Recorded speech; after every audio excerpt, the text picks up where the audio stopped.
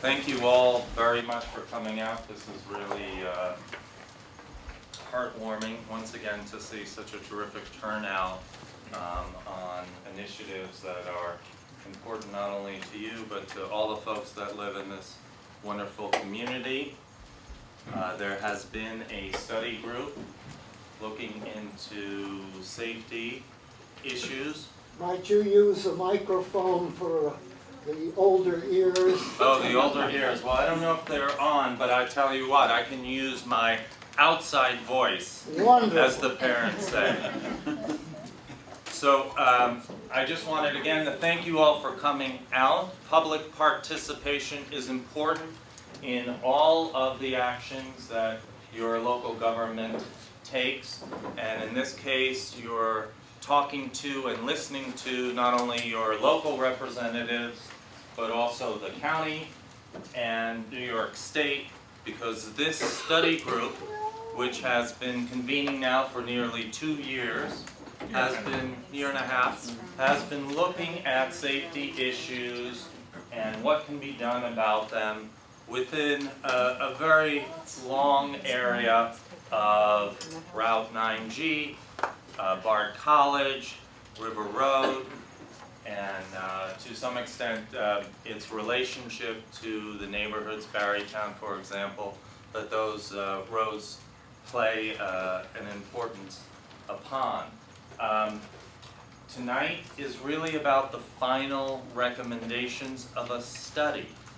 You will also, during the course of the next hour and a half, hear about what is being contemplated already, what is in the works as we speak, and some of the initiatives that you may see over the shorter, medium, and long term moving forward.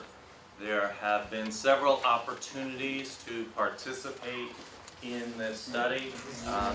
Tonight is the last formal opportunity, but we would like you to know that your communication, your input is valued during the course of the implementation of any recommendations that come out of this study.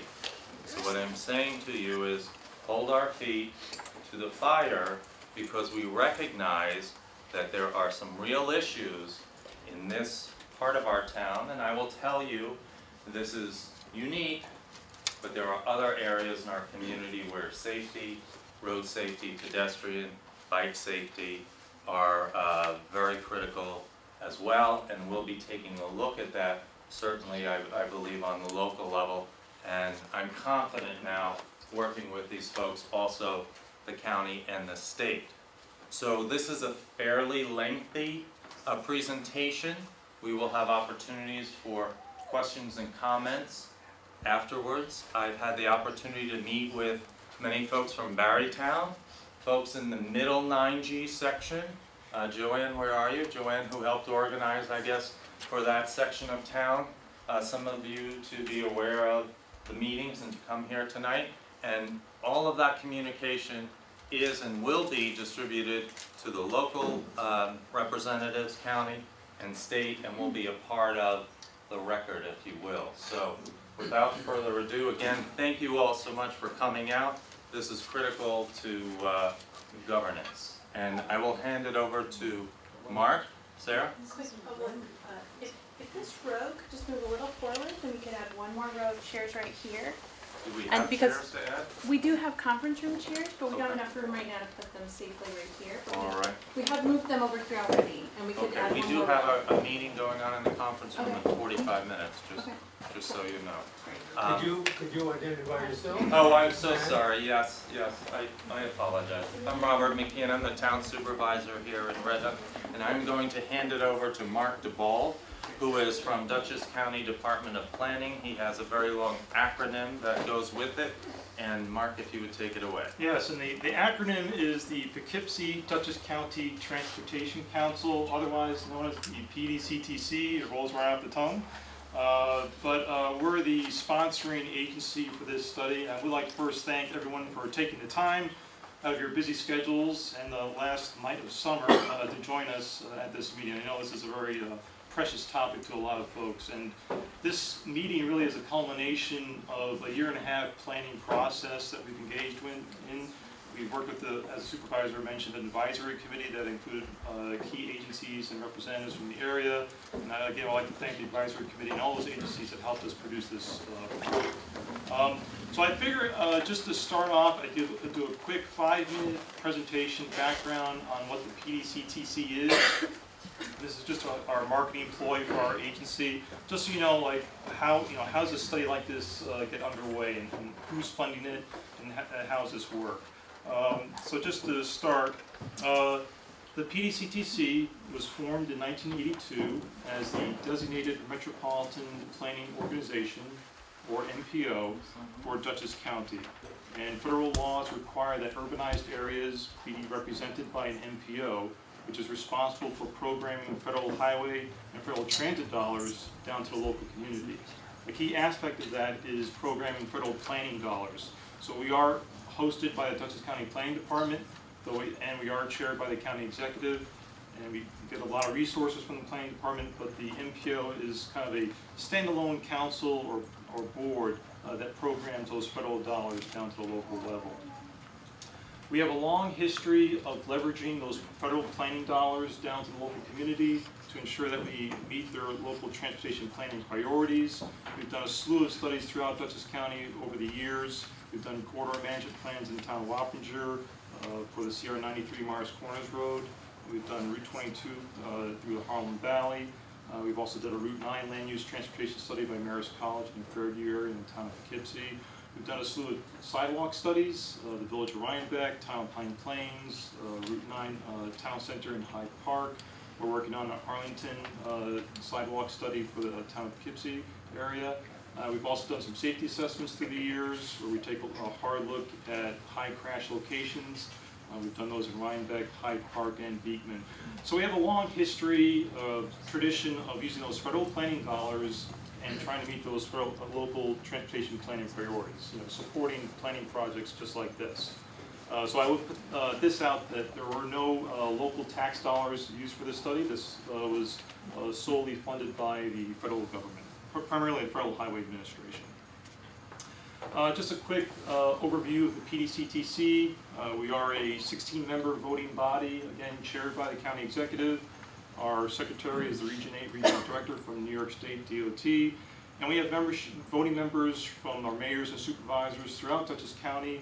Those chief elected officials from our urbanized core, primarily the southwestern quadrant of Dutchess County, are permanent voting members. And then we have a smattering of partially urbanized members who are members on a rotating basis for our council. But 16 voting members, they approve all our major documents like the long-range plan and capital program. Just to quickly introduce this project, I'm not too sure how many folks here have attended our previous meetings on this, but just for some quick background, we developed a scope of services about 1.5 years ago, and we hired a consultant, VHB Engineering. John Canning's from that group, and he's going to do a presentation on the recommendations. But we typically use consultant services for studies like this. It's good to have an unbiased third party, so to speak, to take a look at certain situations and issues at the local community. So this is our general scope of services. Again, we're at the culmination of this 1.5 year planning effort. We're really at this task 6 of issuing the final report, which all the copies have gone. And I would note that our website does have PDFs of all the final planning documents. We have the appendices. We also have a copy of this presentation posted on our website if you're interested. General overview of the study area. Again, we're looking at Route 9G from West Curly Corners Road south to Route 199 West Market out of the Village of Red Hook. It includes 9 study intersections or priority intersections that are listed there. And the recommendation is going to go over each of these locations in detail. But just to give you an overview, we also are looking at Sierra 103, Annandale Road through Bard College, and then Sierra 78 Broadway through the Village of Tivoli. Just some project milestones, and these are tied to that scope of services. We had a project kickoff in April of 2015. That was the kind of the official start of the project, or February 2015, excuse me. which was the official start of the project. We did some intersection turning movement counts in April of 2015. They had some stakeholder interviews in June. We did some O&D, origin destination surveys of bicycles, pedestrians in May of 2015. We did a safety assessment part in September of 2015. Kevin was on that. And that was when we took a really hard look at the, physically walked the study corridors and then study intersections to see how traffic and bicyclists and pedestrians interacted with the facility. But now we're culminated really into this final phase of the project where we present the recommendations. 54 recommendations overall. I'm not too sure if folks have had a chance to take a look at the final document, but we basically broke out the recommendations into maintenance activities, which are not very glamorous work projects, fixing guide rails, maintaining signs, lane markings, pavement. But this presentation is primarily going to focus on those location-specific recommendations, which are kind of our signature products out of this plan. We do have cost estimates for the document, and again, we did rely on input from our advisory committee, and so kudos to the town of Red Hook for helping support this project. New York State DOT Region 8, Dutchess County Public Works, Bard College. We couldn't do it without those folks. And at this point, I'm going to hand it off to our project manager, John, who's going to go through the recommendations. Thank you, Mark. Good evening, and briefly, thank you once again for being here. This is obviously a very important project. It's safety driven. It was a pleasure to work on it, and I also again want to thank the Technical Advisory Committee who committed their time tirelessly to get it done. There are 5 preceding chapters which are online. We go through the process as to how we got here. We looked at existing conditions, we looked at accident history, we went out and walked the site with police, emergency services, DPW, DOT. We formulated recommendations, we had public workshops on them, we refined the recommendations, and we're finally here at the final plan, presenting it to you. This is part of a process, so the 54 recommendations, if they are to be implemented, they'll now be taken by the various responsible agencies, and detailed engineering studies will be conducted to confirm that they will be effective and to identify the specifics of the recommendations, lane widths, shoulder widths, where guide rails should be, and things like that. This is an image which basically shows where the recommendations are, how they're broken out, both temporally and geographically. So you can see there are a number of recommendations identified with little circles and enumerated on Route 9G, on County Route 103, on County Route 78. We have immediate improvements which should be implemented within the year. A lot of those are the standard maintenance. When we did our road safety audit, we found certain things that were broken. Broken things need to be fixed, the sooner the better, and usually it doesn't take a lot of money.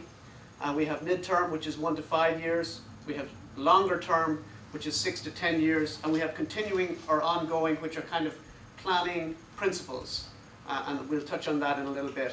We have also overall study area recommendations, which again tend to be planning principles, and we have some transit recommendations. So for the overall study area, these improvements basically address how land use and design practices advance responsible development of the corridor, minimize vehicle and pedestrian interactions, and contribute to an overall safer traveling environment. Basically, we address speeding, impaired driving, visibility, and trying to minimize conflicts. One of the recommendations is there be a deployment of targeted enforcement with portable speed feedback devices. So basically, you've all seen the trailers that you can drag around on the street and park it by the side of the road, and it says the speed limit is 45 miles per hour and your speed is, and it'll say 40 miles an hour if you're driving responsibly, and typically if you're driving more than 5 miles an hour over the speed limit, it will say start flashing slow down. So it's all well and good to put those out, and they are actually quite effective because most of us are responsible drivers and we realize, okay, I'm going a couple of miles faster than I should be, and we slow down a little bit. But to make them more effective, you need a combination of education and enforcement. You tell the public, especially in this area where you have, over the course of 4 years, rotating, a certain segment of the population rotates in and out. Every year at the start of the school year, you can remind people of the key important factors, the history of the roadways in the area, so people can be aware of potential hazards and be reminded to drive responsibly. You can let them know that there will be enforcement throughout the year, so that when they're pulled over, they shouldn't be surprised and they'll just say, you know what, I should have been more responsible. And then you can put these, we have spoken with the town, with the county, with the state, and with the village of Tivoli, so there will be coordinated use of these targeted enforcement and speed feedback devices, so that the village won't have them and only use them twice a year. They can then give them to the town, and then they can move them around and give them to the state. So the goal there is to remind people that speed limits are there to be obeyed, and when they don't obey them, write them tickets, and over the course of time, you'll improve the driving culture. Hand in hand with that is an annual road safety awareness campaign. It probably is already underway in the village and in the town. I know where I live, every September we have a back to school drive and drive safely, and it should be the same at Bard, so just to keep up those efforts and improve them. In future planning projects and development projects throughout the town and the village, be mindful of the potential impacts of poor planning. Make sure your driveways are located well, consolidate driveways through properties so you can minimize curb cuts on the major street, provide sidewalks and facilities for cyclists wherever possible. This also incorporates Dutchess County Planning Department's Greenway Guide principles about building placements, narrow streets and hamlet centres, development in existing centres so you don't get suburban sprawl, bicycle plans and other such features. And also, in addition to the temporary portable speed feedback devices, where the community feels that a permanent speed feedback device would be effective, then we would encourage the town or the village or the state to go ahead and purchase it and implement it. The second area that we looked at are trails and paths.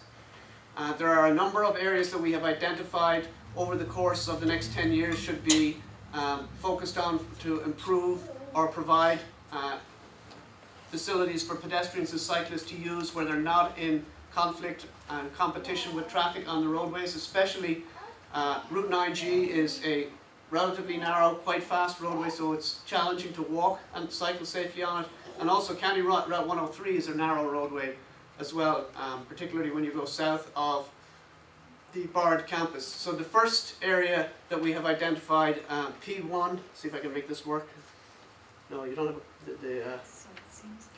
P1 is basically extending. There's a 6-foot wide macadam bike path, footpath that goes through Bard campus, and we're recommending that it be extended down to Montgomery Place so that students of Bard can walk down and they don't have to compete with traffic on County Route 103. P2 is connecting the village of Tivoli through the Tivoli Days Wildlife Management Area to Bard campus. We recognize that there are challenges, but we believe that the technology and the will is there now to enhance the trails so that students can walk from the village to the college safely and responsibly. You're still going to have the element of responsibility, but you can have video surveillance. You can put remotely located video surveillance so that you can watch the trails remotely. You can put motion sensitive lighting that's focused on the trails, not on the whole world in general, so that if somebody walks along the trails they will be lit. And you can have patrolling by either the village or the college through an agreement so that there are regular and unpredictable patrols through the area so that you will discourage nuisance activity and you can provide some security for the students. The third area is as Bard has acquired Montgomery Place and as their plans develop to expand their activity to that portion of the campus, we would encourage that the existing pedestrian trail that goes through Bard College be extended down parallel to County Route 103 to down to Barrytown, so that you can walk or cycle safely and enjoyably from Barrytown up through the Bard campus. And then the last recommendation is over time, we expect that activity in Bard will continue to grow, and their 6-foot wide existing pedestrian bike path is a little narrower than recommended standards of 10 feet, so that we suggest that they put it into their capital program to be ready to expand that as the use of the path increases.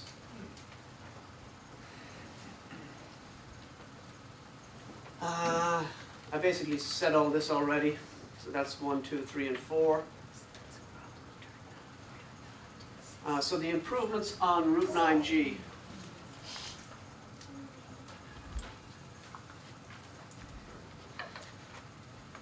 One of the principal improvements that we have suggested that the DOT consider, and the DOT has started the process. They have initiated a number of projects to look at some of these recommendations already, and they're also implementing some of the maintenance activities, and I think they're doing some repaving work as well.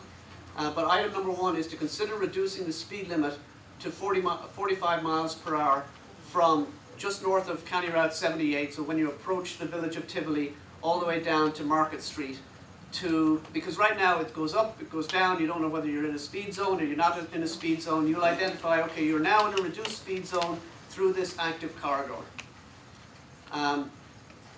One of the recommendations in the Department of Transportation, in trying to better accommodate pedestrians, has widened the shoulders a little bit, but when they did so, they just did the shoulders next to the pavement, and it settled a little bit, and cracks or a gap appeared where the additional pavement was added. So we have recommended that they repave and reseal the section so that it's a consistent section from side to side, and you don't have to drive down and try and avoid the gap that has opened up. One of the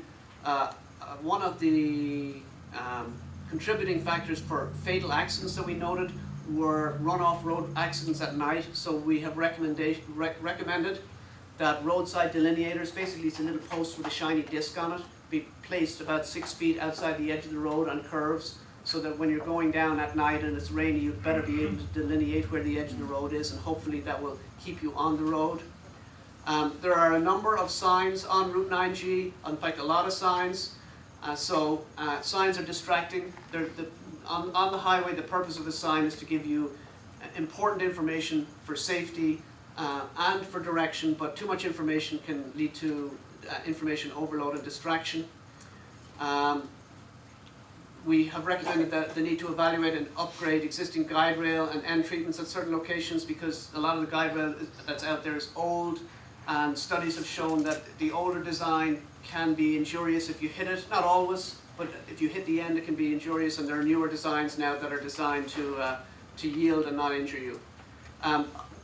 I'd say fully a third of the accidents on Route 9G were deer related, so we're recommending increased signing to advise motorists of the presence of deer, and also increased signing to advise motorists of the presence of cyclists, presuming that there will continue to be cyclists on 9G and until such time as the trails are open, and hopefully we can get the cyclists onto the trails. We've also suggested, and this is a sort of an overall measure and part of not just a safety measure but an image measure, that the town and the village and the department consider installing traffic calming measures to encourage lower speeds and to serve as gateways to the corridor. So a couple of the things that we have suggested that the town contemplate would be to have, instead of the flashing red light up at the intersection of Curly Corners Road with Route 9G, have a traffic roundabout, so that when you come into that area, you're entering the 45 mile per hour zone, you know you're entering a hamlet, and then you could have another one at the bottom end by Market Street, so that demarks the 45 mile per hour zone. They have been proven to reduce crash severity significantly, because you can't go through at 55 miles per hour, which is what you can go through a green light at. So if somebody doesn't yield to somebody in the roundabout, the impact will be at 15 miles an hour as opposed to 45 or 55 miles per hour. Again, as I say, these recommendations will be taken up by the department for detailed engineering study to confirm that they will deliver what they're intended to deliver, and then to develop the specifics of them and put them in a program for implementation. We're also seeking to ensure that we have a minimum of 11-foot lanes for vehicles and 4-foot lanes on the shore. 4-foot shoulders, so pedestrians and cyclists will have an area that's wide enough for them to walk and feel reasonably comfortable along the Route 9G corridor. Specifically at the intersections, clearly the intersection of Curly Corners Road with County Route 78 is one that has exhibited a significant severe accident history. And the department is looking at it. They have already implemented the flashing red and flashing yellow signs so that when you come up over that hill on 9G heading northbound, you can see there's an intersection there. You can see the flashing yellow light, which means you can proceed if there's nobody in the intersection. And they are continuing to look at this. They're monitoring the results of the recent accident history to see if it has reduced the number of severe accidents. And when they have enough data, they'll make a determination as to whether they would be able to install either a full movement traffic signal, typical red, yellow, green traffic signal, or possibly a roundabout. One of the issues that goes hand in hand with that is the grade as you come up 9G. If you put a traffic signal in there right now and you stop traffic on 9Gs to let people go across on Curly Corners Road, you may have people coming up 9G and over that crest in the road, and the back of the queue may be just over the crest in the road, and you could have accidents. So that you don't want to put in a solution to one problem that causes another problem. And that's part of the review process, and one of the things they will be looking at is possibly redesigning the profile of 9G so that you can reduce it by a couple of feet so you can see the intersection for a longer distance. Right now you can see the intersection for about 600 feet, but that's only the intersection. You can't see the queue of cars probably for more than 370 feet. So they look to redesign the profile so that you'll be able to see that, and then you could move forward with a full movement traffic signal or possibly a roundabout. There are, I believe, some other measures that are being looked at. Right now the county is in the process, Mark, of realigning Curly Corners Road because it's kind of windy and hilly as it approaches 9G, so that project is underway. And we've recommended the speed limit on Curly Corners Road be reduced. Right now it's unsigned, which means you can drive 55 miles per hour, and certainly for the last 1,000 feet, you should not be driving 55 miles per hour on that roadway. Number two is that the DOT is continuing to monitor on a regular basis the effectiveness of the safety improvements, and will continue to look at it. They're looking to supplement intersection warning signs. We know there has been some confusion on the installation of the flashing red and the flashing yellow, so we're recommending that the sign on the right there, crossing traffic does not stop, is posted right underneath the stop sign, so that when you come to the stop sign and you're not familiar with the intersection, you know that traffic on Route 9G is not going to stop for you. And we have suggested also to replace this, there's a stop ahead sign on County Route 78. You could have a stop ahead sign with LEDs around it so that it'll flash and it'll draw your attention to it, so you'll know if you're not quite paying as much attention that there is a stop ahead at Route 9G. We've also recommended that the lighting be improved at this intersection to provide better visibility of the intersection so that you can see pedestrians who might be waiting to cross at the intersection. I've touched on reducing the grade of Route 9, approaching it. And then the last one is to look at the land use plan. What does the town and the village, or what do the town and the village want to see happen over time to that corner? Clearly, it's close to the village of Tivoli, so it's going to experience some development potential. And you want to make sure that whatever goes in there is consistent with your plans for the area from a safety, pedestrian, vehicular perspective. You don't want to just sort of have something happen there haphazardly and either be one thing or the other. So we've recommended that any development of those properties be considered in that light. At the intersection of Kidd Lane, there is a passing zone at that location. That is also one of the locations where we have recommended that the speed limit be reduced from 45 to 55 miles per hour. So if that were to be justified by the department, presumably that would make that location a little bit safer. We've asked that the department look at the ability to eliminate that no passing zone, because you do have Kidd Lane come out there, and certainly when the bridge on County Route 78 is being reconstructed and the detour through the village goes out that way, you'll have much more activity there. So I would suspect that one of the temporary measures would be to reduce the speed limit at that location to 45 miles per hour. The issue with the passing zone is if there are no other passing zones either upstream or downstream in a reasonable distance, what happens is you have 4 or 5 miles with no passing zones, and then you have motorists take matters into their own hands and decide that they've waited behind somebody for long enough, and the next straightaway that they see that they think is long enough, they ignore the double yellow line and they go for it. And that is again an unintended consequence that you don't want. So that will be part of something that the department looks at in evaluating whether they should implement a no passing zone at this location. The intersection at Bud's Corners, we have spent actually quite a bit of time looking at this intersection. It's kind of wide open right now, so you have a tendency when you come southbound on 9G to be doing probably 35 miles per hour, and when you see nobody coming up on Route 9G, you just sort of whip left and off you go, or if you see somebody coming up Route 9G, then you slow down and stop. So it's unpredictable, so the people behind you who see you indicating don't know whether you're going to just shoot off like everybody else and they keep going, or they may not expect you to slow down. And it also is somewhat problematic for people coming out of Bud's Corners who want to make a left turn, because they're over into the middle of the intersection and you don't want somebody coming down sort of whizzing around them. So there is a recommendation that we tee up the intersection and make it narrower so that you'll have to slow down and be more predictable, and you'll turn into your side of the road and vehicles exiting will stay on their side of the road. We've also looked at sight lines at this, and we believe that adequate sight lines are available to accommodate this improvement. And we have also recommended some additional signing. At the intersection of Old Walesback Road, we are recommending that a signal warrant analysis be conducted to determine whether a traffic signal or a rapid rectangular flashing beacon could be installed along with high visibility crosswalks. If you want to install a traffic signal at a location, the federal government and the state government has adopted the same regulation, requires that you go through a series of warrants to justify the signal installation. Primarily because if you put a signal in, there are often unintended consequences.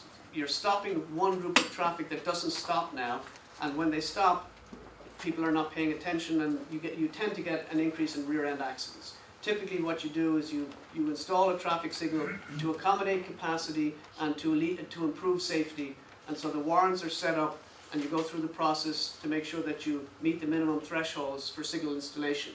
So that's something that the department, I would presume, will be taking up as part of when they take this document and they look at the recommendations. They'll do some traffic counts, they'll do the warrant analyses, and they will see if they could install a red light at this location, or if not, then they would have a rapid rectangular flashing beacon. Basically what that is it's a crosswalk with crosswalk signs that have a series of rectangular yellow lights above them, and when you press a button, they flash not in a pattern, it's, I guess, unpatterned is the word I would use. And the benefit of that is that the irregular flashing draws your attention to the fact that there's a sign there, the sign says there's a crosswalk. If somebody's pressed it, if it's flashing, somebody's probably pressed it, and so you as the motorist will be more aware of what's going on there. We've also recommended that a sidewalk be installed on one side of Old Walesback Road. It's basically about 300 feet from Route 9G across to Walesback Road. At Route 9G and the entrance road, the Bard entrance road intersection, we have recommended adding a directional guide signing inviting motorists as they're approaching the entrance so that they can see it and respond in time. I know that Bard has its own master plan, and we've been working with them, and it's a possibility that the primary access to the college may be moved, so this recommendation may be revised as a result of that. We've also recommended studying whether you could install a traffic signal, a rapid rectangular flashing beacon, or a hawk signal. A hawk signal is basically a pedestrian signal. It typically has two sets of 3 lights that face each direction of traffic, and when you press the button, they're typically inactive, and when you press the button, first they flash yellow, then they go solid yellow, then they go solid red, and you're required to stop, and then they flash red, which means that if you're stopped, you can proceed if everybody is crossed. So it's basically a pedestrian signal. Where was I recently? Oh, they have them in Connecticut as well. I was in Connecticut. They have them in front of an elementary school, and they're very effective, although they are manned by the crossing guard as well. But it's certainly a supplement to the crossing guard. So those are two recommendations for this location. At Kelly Road, there are sight distance limits when you look to the left coming out of Kelly Road. So we've recommended that there be a no turn on red sign installed. So you just have to wait until the light goes green, and then you can enter Route 9G safely.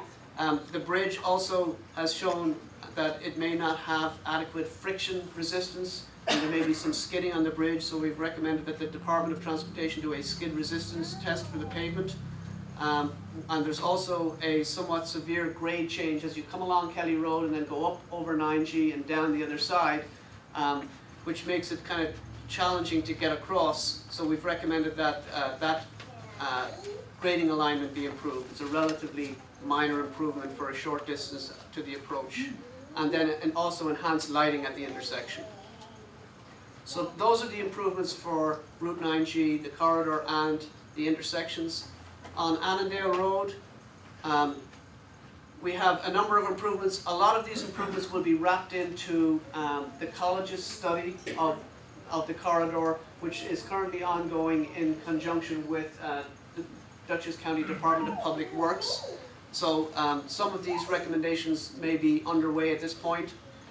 We have recommended County Route 103 is classified exactly the same as Route 9G, as I believe it's a major collector roadway. So we have recommended that it be classified as a minor collector roadway, which provides some more flexibility to the measures that you can implement to accommodate the varying uses. A primary collector is more vehicle oriented, and a minor collector gives you a little more flexibility. Can you explain what collector means? Collector basically means that it gathers vehicles from the surrounding community and feeds it to somewhere else, I see. right?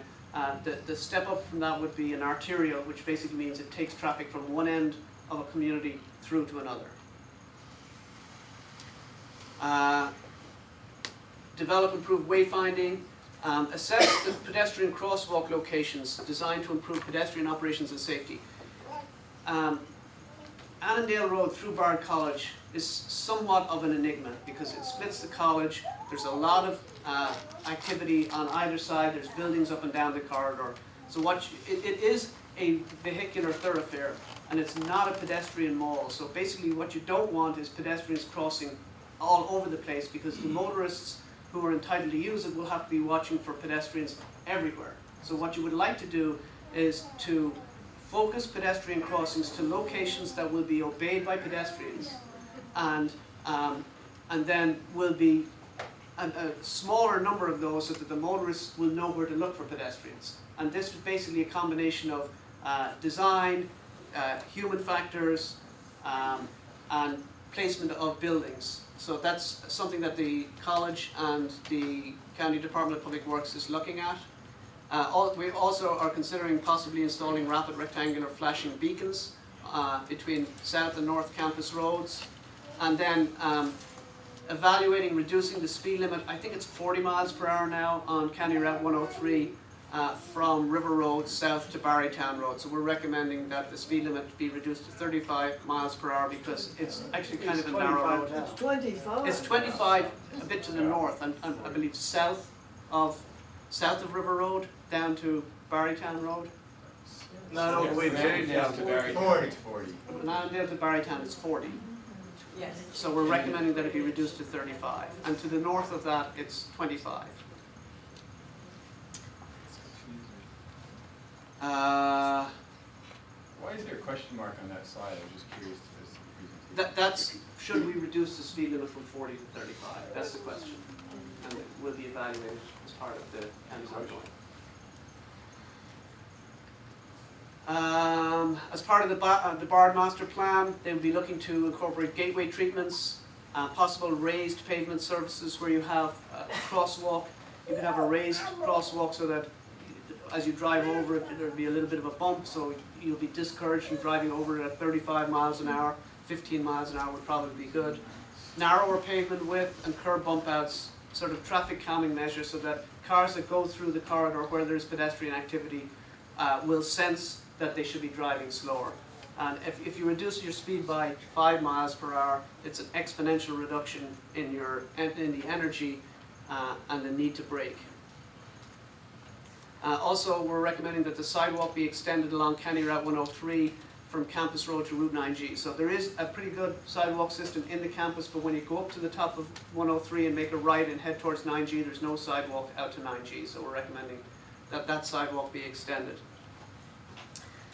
And we've looked at reconfiguring the intersection of Kruger Island Road with County Route 103 to, again, it's a wide open intersection, so to stop people just flying in and out in any direction, we'll give priority to people on Annandale Road, and people coming in of Kruger and out of Kruger Island Road will we will need to stop and look and then proceed. And part of that improvement would be to confirm and work with the fire department to make sure that access in and out of Kruger Island Road is maintained for emergency response vehicles.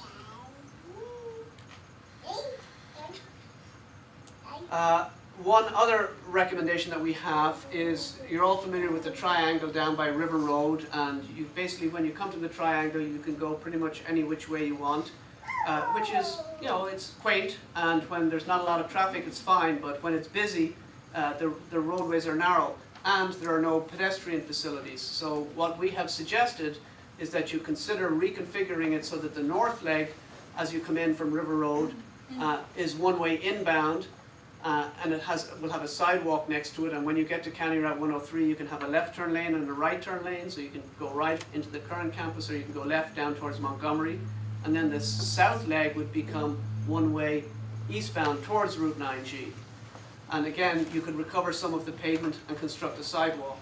So basically you will have sufficient width for one-way traffic, you'll have sufficient width for a sidewalk and pedestrian facilities, and you will no longer have conflicting two-way traffic on those legs. And we've looked at the traffic volumes, and the concept from a capacity perspective is viable. It's a question for the community as when they see growth on the corridor, do they want to retain the bucolic nature of the triangle, or do they want to make sure that they're providing the facilities that are needed to meet the people that are using the intersection? County Route 78 in Broadway. Basically we look from 9G out to the river. Only a couple of recommendations at this location. One of them, you can see on the top left here, there used to be a guide rail at this steep fall off, so we're recommending that it be replaced. And we're also recommending that the existing sidewalk, which is in the center of the village, be extended on one side or the other out to the river. And the village has already begun this process, so this is another project that's kind of wrapped into this report but already underway. As Mark mentioned, there are many recommendations in the report that are maintenance related.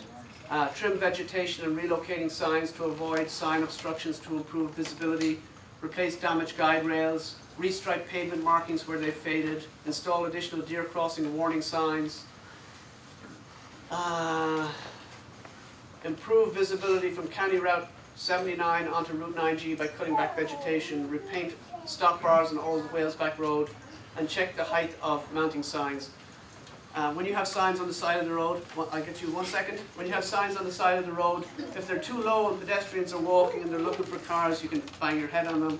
And so that's basically, you want to make sure that they're set at the right height. You had a question? I know he wasn't able to be here, but do you know if Mayor Joel Grivens of the Village of Tivoli has any plans to build out actual walking trails or if not sidewalks along Broadway leading up to the center of town?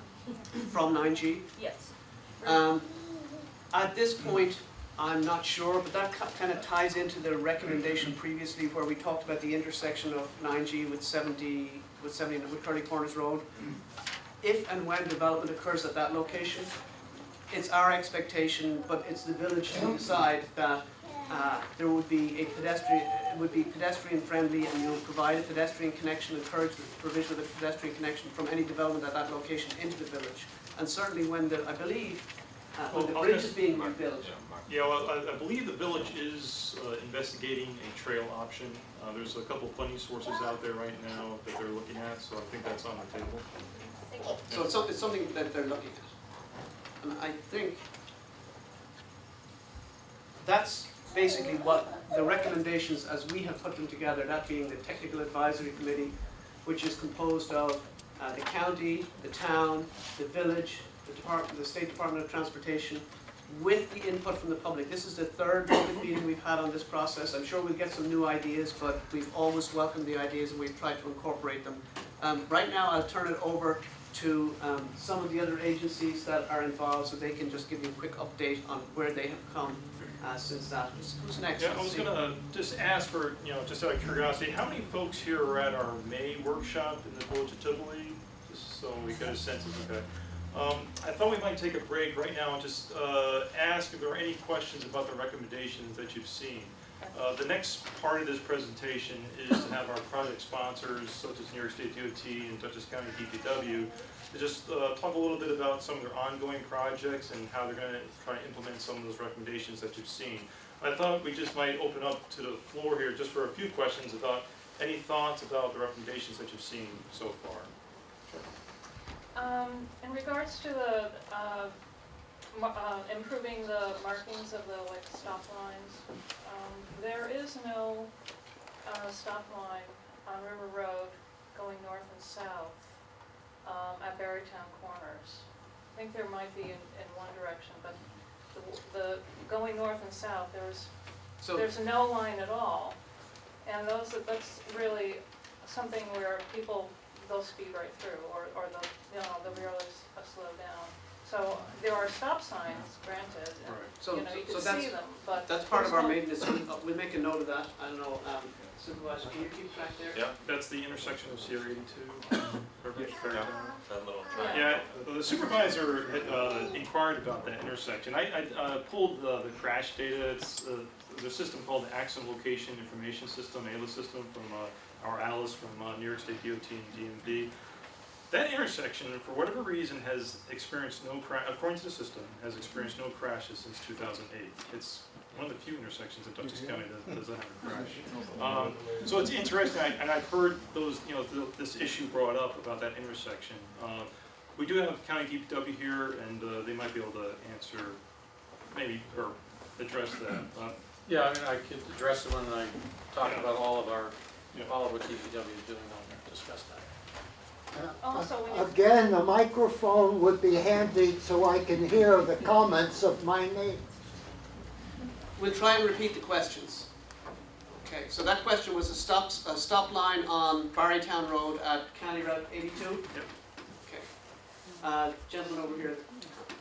Well, so I live on that corner, so I know that that's not accurate, but maybe it's no reported incidents that made it to the database, Right. so I think that is an issue. I know, so we had a meeting 3 weeks ago with Robert and it was not quite as filled with this, but there's almost as many people here from Barrytown, and it seems that this is very BARD-centric, which is understandable, but I think the Barrytown aspect of it feels very light, both in recommendations and in some of the things that we looked at, and particularly between south on River Road to the bridge. And so I'm just curious as any deliberations about that and why not including that area, because it is such a major feeder and it has changed so much recently as these new lights and configurations. Well, our study was driven by a number of things. The first thing we did was the question, by the way, is why was Barrytown Road not considered perhaps as much as some of the other areas, including Bard College? That is River Road. Barrytown neighborhood. River Road South. The community of Barrington South. Okay, River Road South. The study was driven, first of all, we went out and measured the volumes of traffic. We looked at the accident history. We looked at speeding information, and we did find that there's speeding on Barrytown Road. And we did our road safety audit, where we walked each of the corridors and identified issues that were substandard. And based on looking at that information, that corridor did not present with as many safety concerns. It didn't have a significant accident history. It had accidents, but not as significant as some of the other corridors. But we did look at it, and we do have some recommendations for it. The primary ones being, should we reduce the speed limit from 40 miles an hour to 35 miles per hour? And the thought of the committee was that understanding what was happening at Bard, and Bard is, you know, a major part of this part of the community, it would be nice to preserve the rural nature of the roadway, because it's a narrow 2-lane road through a sort of a farming-like community, and keep that for vehicles. And then if we could develop a pedestrian bike path parallel to it, so we could keep the pedestrians and cyclists on that, that would provide a better environment, a more enjoyable environment, and a more effective environment for pedestrians and cyclists, while at the same time preserving the sort of rural nature of the roadway. Those were the recommendations of the committee. You know, we're here to get input from the public, so if you feel that we're off base on that, we're happy to hear it, or at least somewhat happy to hear it. The primary reason was there was no crash history, and you know, the data is the data. You know, it's not perfect, but it's the best we have. And the other primary reason is we try to keep these studies manageable, the study areas at a manageable level, and you know, that just seemed like the best term So for it. the recommendation to lower the speed limit between Bard and Barrytown Should be Road, something to look at. which is interesting. There are only a very few houses there, and those houses are not close to the road, whereas if you cross over and go slightly south of that, which is the same amount of traffic, 3,000 cars a day, that are going to and from Bard, those houses are much closer to the road. There are many more houses, but you're not recommending to lower the speed No, limit. it would be done in conjunction with the development of Montgomery Place by Bard College. I mean, there's a thing that's called 85th percentile speeds. Basically, it's, you know, what are 85% of the drivers, you know, driving at what speed? And, you know, 85th percentile speeds are pretty high on that portion of the road. And it's, you know, it's kind of designed that way. I kind of referred to also the 3 E's, and it was on one of the slides here, where, you know, it's not just an engineering solution. We could post a 20-mile-an-hour speed limit sign on that road, but people are not going to drive that speed because it's just the nature of the road kind of maybe entices people to go over the speed limit. If you don't have the enforcement or the education component, you know, any speed limit is really kind of useless. And Those are your just key to build on aspects. that a little bit, the limits of the study area were, what is that? Is that kind of what it intersects with, it goes across? 82, It's very 82. simple. So that, you know, we had there was a defined budget and a defined study area. That doesn't mean that the recommendation wouldn't be applicable to the south. It's just that we had to cut the study off somewhere, and that's where we cut it off. So certainly, the residents, if they believe that 35 miles per hour is justified north of County Road 82, they should bring it to the county and have the county consider whether it's also justified south of County Road 82. And that's one of the comments that came out of the last meeting, which I referred to Mark, and Mark has referred to DPW. You know, your questions you had, as well as Barrytown Road. Why is Barrytown Road itself a county road? It doesn't seem to serve, you know, necessarily service county needs, and we have less control over what occurs on that road. And so we're now trying to understand what the implications would be if we were to be interested as a town board in acquiring that road to maintain it and control. So we'll take a couple more questions. I'll defer to Abe. One of the advantages of being a senior citizen and retired, I'm an acute observer of what goes on 9G directly in front of my house. And also being a social scientist, I don't hesitate to go out and interview people who are beginning to carry out some of the recommendations. But first, I would like to express my appreciation to Joanne, who brought this meeting to my attention and also passed out recommendations that we could each fill in and put our feelings in writing, as well as expressing at these meetings. And through my interviews, I see that some of the recommendations are beginning to be implemented. But I have questions. For example, the recommendation of a 45-mile speed limit throughout, I think is wonderful.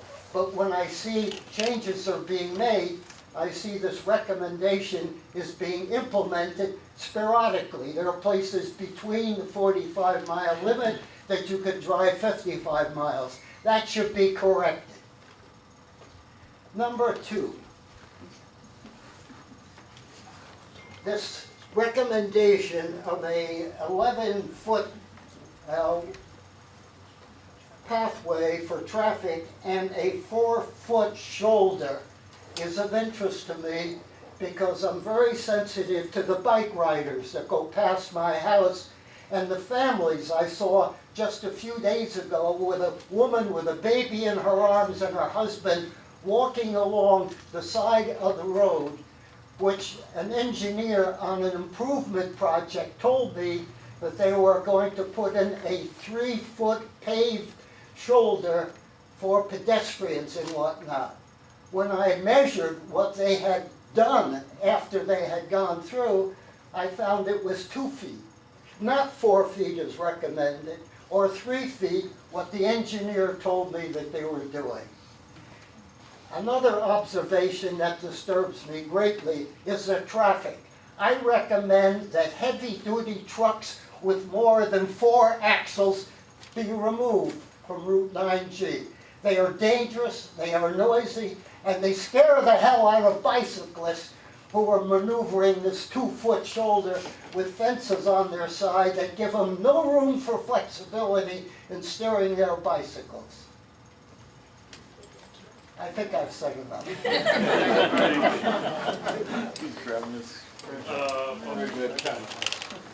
One of your recommendations was to put on Curly Corners Road, cross traffic, goes across, doesn't stop or whatever.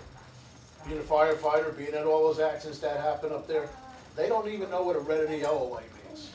You put that sign there, you're gonna increase more traffic accidents. I can tell you that for a fact. All we do is, we just had an accident 3 days ago, a repeat person. She coming down from Catskill and she got nailed again. I mean, and she's telling me she ain't never coming down this road again, not coming on 9G. You can't confuse them. North and south traffic is stopping in the middle of the road to let the east and west traffic go. I mean, it's confusing. If you put a sign like that up, cross traffic don't stop, people coming from Tivoli and Curly Corners Road ain't stopping. So they're gonna go right into the people coming north and south. The flashing light's not the answer. The answer is, I know it's expensive, they gotta shave the road down and do whatever they gotta do, and the light's gotta be put there. That's gonna stop it. None of this flashing light here or a sign there or this, it just doesn't work. I mean, we've been going through this, and I've been answering calls up there since 1979. This is 2016, there's been a lot of fatalities, a lot of accidents. Even with your implemented stuff that you got now, it's still getting accidents. It didn't help anything. And the thing with the deer and all of that other stuff, like I say, your study takes in from 2009 to 2013. Doesn't take in the reality of, over the years, how many accidents have actually happened on that stretch of road. You know, I'm not saying that it doesn't have, there's no animals that go across the road, there is, but there are a lot of car accidents. Sure. We've been there, we know it, and there are even accidents that we don't even get called to. The police department goes through, rollovers and everything else, but we're not even called out to. So I want to thank you for coming again, because I know you spoke before, and I know you had a lot of the same comments. And I also want to thank you for responding, and for the volunteer firefighters for responding. What I can tell you is that this intersection is, if it's not the top, it's right up near the top of the DOT's safety improvement program. And the DOT is getting to where it needs to be as fast as it can on what they have to do at this intersection to make it safe. They need to take a step process, but I know they're looking at the data to see if they can shave the road down and install a traffic light. And the fact that you and your neighbors have come to these meetings and said it again and again is not falling on deaf ears. No, I understand that. I'm just saying that now that you're talking about putting that confusing sign that's gonna make people go across the road. Right. And that roundabout, no. Yeah. And it's just, the roundabout is a consideration, and, you know, so that's definitely not a must. I wanted to just update the gentleman who spoke about pedestrians and bicyclists on our road from a town perspective, to let you know that we've applied for a grant to update our road specifications, which are grossly out of date, to take a look at having complete street design and what we need to do on our roads to make it safer, or safe, period, in the case of many of our roads, for folks to bike and to walk. Ken? Yeah. I'm interested in the portion of River Road that extends from 199 to Annandale. This is essentially a dead-end street. There is no River Road beyond Annandale. And it's a very twisty, winding road where people tend to speed because they're want to get to work on time and various other reasons. I think it would help if we could change this segment of River Road from a county road to a town road. It would maybe give us a little bit more flexibility, because when you get the county involved in these things, you wind up with McGilla projects. And I don't want a McGilla project on that portion of River Road. I would also suggest that if you stationed a patrol car in various driveways at various times of the day with a mandate to give out speeding tickets, you'd stop the speeding on River Road overnight. And I would make one more point, that none of my suggestions would cost any money. Well, except for perhaps the enforcement, and that's one of the things we'll be looking at. We have 3 levels of policing, as you know, here in New York State, and we do need to dedicate some resources if we are going to actually enforce these speed limits, whatever they are, today's speed limits or tomorrow's hopefully reduced speed limits. So I'll be, reaching out to see if on the local level we can dedicate at least, some resources to making sure that people are traveling at a safe speed. I want to underscore some of the things that have been said about, including what you just said, about the segment of River Road from Bridge Road, 199 Bridge Road, to Barrytown Road. I think it's very disturbing that all of River Road, Annandale Road, is not being treated as a coherent roadway. All of it has multiple use. In vehicular use, at this point, part of that multiplicity is enormous trucks, many of which are entering River Road at 199 as a shortcut, which they zoom along in order to turn off at either Barrytown Road and then continue on 9G. So, I mean, there really is a perception of this windy rural road as a shortcut for speeding. There's also an extended sense of shortcut that goes all the way to Annandale Triangle. And again, I live right along there, and I often follow people who have done this. And if they don't get off at Barrytown, they get off at Annandale Triangle, and then continue north on 9G. So this is a behavioral thing that I think has to be taken into consideration. The fact also is that the use of River Road all along to 199 is a use by joggers. Many Bard students jog along that road all the way to 199, turn around and jog back. And also cyclists. These are many students, but also people who just like to exercise on the road, which is actually a designated cycling roadway. It's also, I'm sure this has been said before, but it hasn't been said yet this evening, this is a scenic highway. And so there are many people who want to enjoy that highway, whether they're in an automobile or jogging or walking or on bicycles. So I think it's really terribly short-sighted to not be treating the entire 103 as one road that should have continuous treatment and should have a continuous speed limit that should not be, I think, and my immediate neighbors think, over 30 miles an hour, but it's certainly no higher than 35 miles an hour. How many people in this room agree with that? And there's nothing in this study that precludes, the town stepping up, speed enforcement on that portion of 103. So, I mean, that's like the first go-to. That, or just have a trailer there with a feedback speed limit. Like you recommended earlier, that's, even if you put that up, I think that'll be 90% of your problem on that road. It certainly helps. Yeah. Okay, we'll do a couple more questions because we do have another part of this presentation that we want to address. And the gentleman in the back has his hand up. I'm one of those people who lives and commutes on River Road in this segment, and I will have to say that has to be included in this. I live at Rokeby Farm. We have had so many near misses at that S-curve on the gatehouse. We have done a lot on the property to open visibility just for self-preservation. And if there have been no accidents, that is a miracle. We have had so many near misses.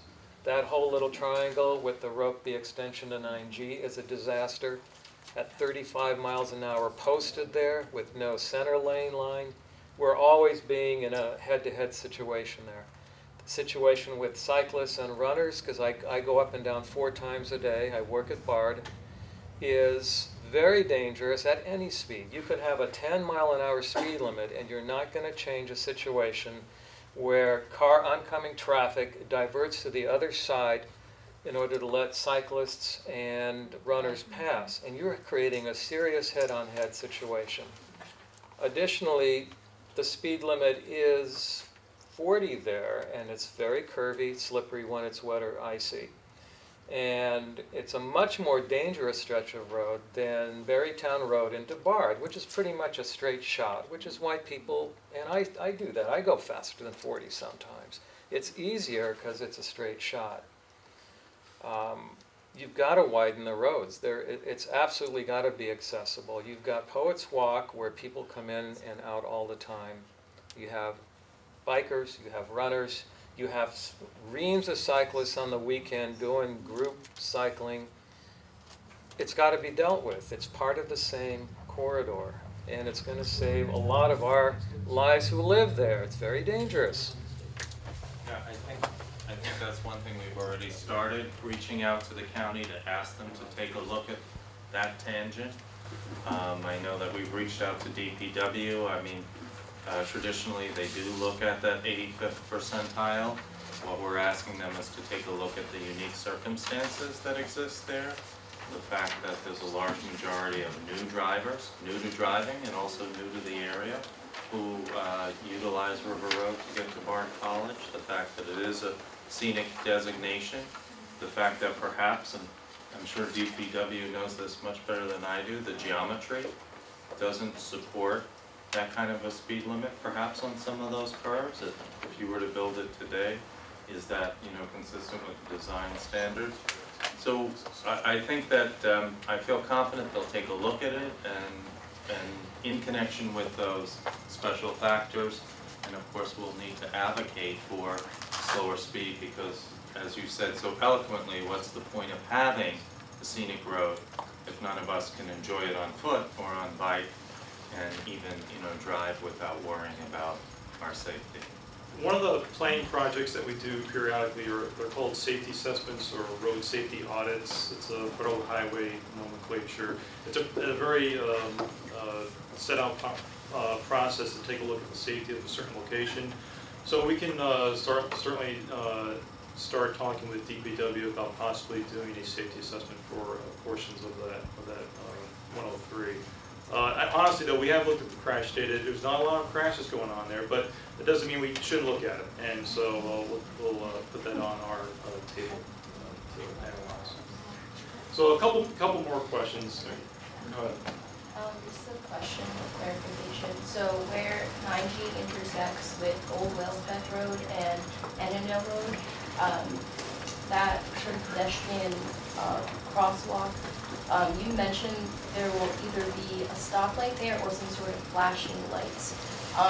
With the flashing lights, would the pedestrians have the right of way, or like how would that be navigated? So let me make sure I get the intersection right, because there's a couple of them there. This is at Old Wellsbeck. Hold on, one more. Yeah, it's a pedestrian actuated Okay. flashing beacon. So it would be the, it would be the rapid rectangular flashing beacon, which is not regulatory requiring motorists to stop. It draws their attention to the fact that there's a pedestrian crosswalk and that there's somebody probably pressed the button. But one of the recommendations is to see if a full traffic signal could go in there, and if a full traffic signal went in, it would have pedestrian signal indications. Those are recommendations, not Projects. not projects. Correct. Recommendations to study. Correct. Christine? I just wanted to clarify or ask a question about the Curly Corners intersection and the idea of a roundabout. And I think that you had that at like the 6 to 10 year mark, is that right? Okay. So I would just point out that I'm chairing the town's planning board, and we recently approved an application on that Jaeger House property for a restaurant. So your ideas are affecting all of the access points for that property. They are about to put over $200,000 worth of work into that place to open it as a restaurant. And so within 6 to 10 years, I would think that, again, a roundabout would have a huge impact on the front part of that property. So I would just, and right now there's nothing, it's not open. So I'm just suggesting that you might want to move that study up much sooner so that you can have a definitive answer on whether it is a good thing or it isn't a good thing to discuss with these folks before they spend all that time and money on the property, which may not be tenable for them if you're going to significantly change the access on both sides of their property and Absolutely. a substantial amount of the frontage on their property.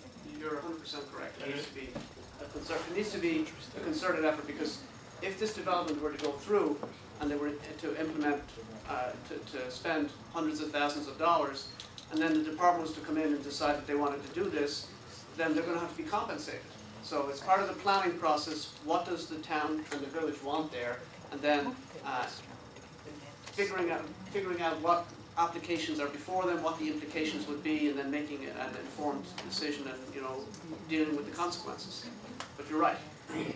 So sooner rather than later is better. So I'm gonna stop the questions right now. There'll be another opportunity after this quick second half, actually not really second half, of the presentation for questions. But I'd like to ask some of our project sponsors and key players on this study just to come up and talk a little bit about some of their ongoing projects and some of the projects that they had in the future that address these recommendations. I think we'll start with Sandra from New York State DOT Region 8. Here. So, we get you back Morning, to where you were. good morning.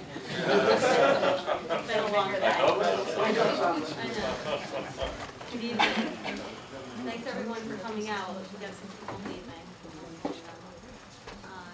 We can't hear you, Thank speak you. up. Yep, I'm coming over here. I'm gonna try to speak up. My name's Sandra. I'm with the New York State Department of Transportation. I was very fortunate to be assigned to work on this study with Mark and his team. It's been a long process, but it's been a good process. I want to acknowledge and thank Mark for his leadership. And I also want to acknowledge the consulting team too for their expertise. They were a pleasure to work with. Everyone on the committee was. I can't say enough about the town supervisor as well. So I'm going to provide an incredibly brief I'm gonna provide an incredibly brief overview of what the department has started to move forward with regards to implementation of the study recommendations. Earlier it was mentioned that there was a bunch of maintenance recommendations, trimming back for signs and stuff like that. I'm really pleased to announce that all of those recommendations have been completed by our maintenance forces over the past 3-4 weeks. So any of you that probably live along there have probably seen them out there doing some work. There's others that have been initiated that are ongoing, which is evaluate the need for the deer warning signs. So we're going to take a closer look at that.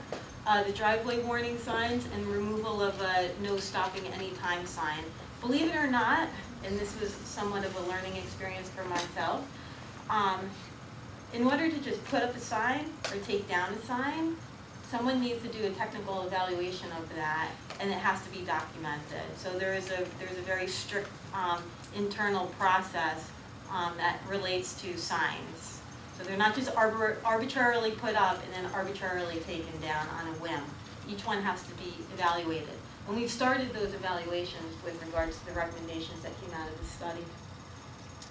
As far as the larger recommendations that were gone over earlier, many of you probably know that we just started repaving 9G. I think it was yesterday. It's going to take us 2 weeks to finish that paving project. And then once completed, they'll follow up with a striping contract.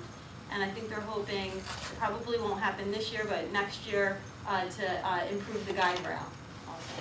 So that's a nice thing to be able to report on. Fiscally, as you all know, I think that the counties, local municipalities, the last 8 years have not been good. So money's very tight. So to be able to report that a road is being paved is a big deal in our office these days. Let's see here. Another, many of the recommendations I'm going to go over right now is the low-hanging fruit. I'm not going to lie, but that's what we're going after right now. There was a recommendation to add a louver. That center photo, that green light can be misleading depending on what direction you're coming in, but simply putting in a simple louver, we're hoping will help with that. Next slide. I'll just do this myself. All right. Again, so a lot of these you'll notice each bullet, assess, assess, assess, evaluate, assess. So we've initiated many of these little mini assessments that have to be done by a technical expert in order to determine the benefit for the reduction of the speed limit to a consistent 45 miles per hour. I brought back to the agency when I met with executive management just last week, and my manager is here, Tom Weiner, in the back, who really holds the purse strings, but I didn't let that out. I let them know that is probably one of the recommendations that I've heard over and over and over again, and it makes sense, and it is low-hanging fruit in my opinion, but I'm not a traffic engineer, so, but that assessment is underway to provide the supporting documentation so that it can happen, potentially. Assess the effectiveness of the flashing signal at Route 9G, West Curly Corners. It's a terrible intersection, I know. I hear it from you guys, and it's scary, and I can hear the passion and the frustration, and at the last meeting you shared a lot of sad stories with us. Thing is that you guys don't, you don't see the accidents, you don't see the dead people, you don't know what goes on. The firemen have to live with that for the rest of their lives. Something's gotta change. So, I think it was maybe a year and a half ago now, we put in the flashing lights. Traditionally, when an engineering solution such as that is implemented, they like to go through a 3-year evaluation period to see the effectiveness of it and to see if it's caused other problems. Now, I'm not saying that, okay, we're just going to put it in and we're not going to come back and look at it until 3 years later. We're continuously looking at it, but we really don't like to jump the gun to the next level of corrective action, which here would be an actual traffic signal, until we give it some time to thoroughly evaluate it. Because, again, money's tight. So what we like to do, and what we've been doing, is let's implement recommendations that, let's try to be cost effective.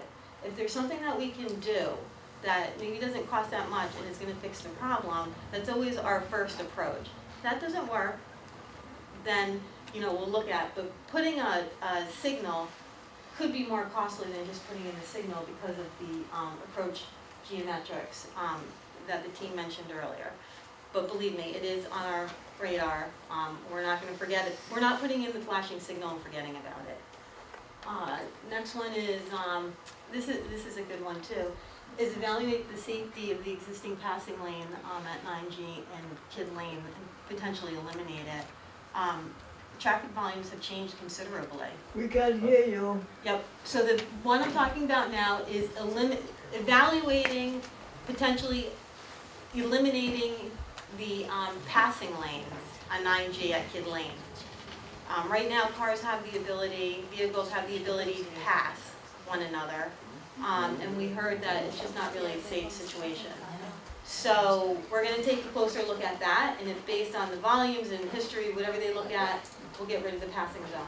I don't want to, I just want to mention that 8 to 10 years ago, I had contacted your office down there in DOT and told them about that passing lane. I've come at it, before that, there used to be a big mound of dirt there. I couldn't get them to move that dirt, they wouldn't move that dirt. Sorry. So I come out of there, head south, and a car be coming northbound right at me. I had to go to a local guy who worked for DOT, and he was able to bring the equipment up and took that mountain of dirt out of there, for the most part. And that I'll helps. mention no names. But, it still needs to be taken back a little more, and that, like I told the engineer the last time, that passing lane's gotta go. Yeah. Somebody's no. gonna have a head-on over there. Absolutely, and that was one that we recognized as low-hanging fruit. Let's take a look at it, get the justification in paper so that we can go out and do. A question, please. Yeah. This repaving of 9G, which is going on right now, Yeah. is it gonna honor the recommendation for a 4-foot shoulder? Okay, I'm glad you brought that up To benefit again. cyclists, pedestrians, and Yeah. whatnot. Thank you for bringing that up again, I didn't want to interrupt earlier. Now, the challenge with that, I know when you're out there with a tape measure, and you got 2 feet and you say 4 feet, it doesn't seem like much, right? Yesterday, DOT, put the additional 2 feet of pavement out there. But the challenge is that you have a ditch line right adjacent to your 2 foot right now that you might have. And then you have people's property lines. When you widen the road, essentially you're gonna be widening it by 4 or 5 feet, because you're gonna widen it on both sides.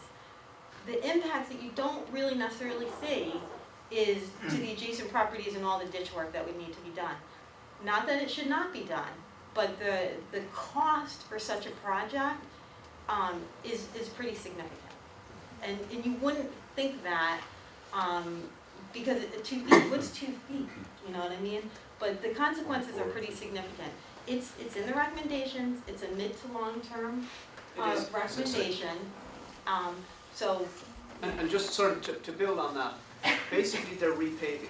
And repaving is a maintenance issue, so you don't need to do an engineering study. You just go out and you put back what's there. The recommendations are that the department, if the funds are available and they're able to do the ditch work in the right of way, have a minimum 11 foot and a 4 foot.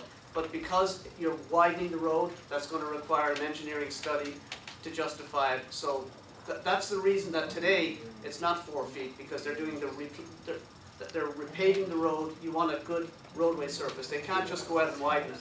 we went out and did the paving because the last time we widened it, you know, we got that crack, that seam started to come through.